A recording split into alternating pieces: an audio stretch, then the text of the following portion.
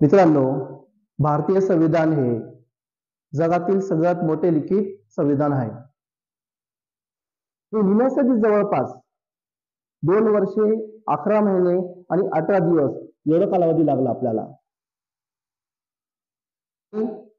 हे संविधान लिहित असताना जे संविधान लिखाण करणारे तज्ञ होते, त्यांनी जगातील 7 देशांच्या संविधानाचा अभ्यास केला आणि त्यानंतर हे आपले संविधान लिहिले गेले.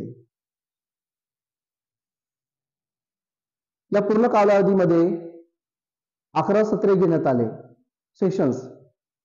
त्यामध्ये वेगवेगळ्या भागावरती चर्चा करण्यात आली. त्याचपरीने हे संविधान लिहिण्यासाठी आपल्याला एकूण त्या काळातलं बरं का 64 लाख एवढा खर्च लागला. ठेवा.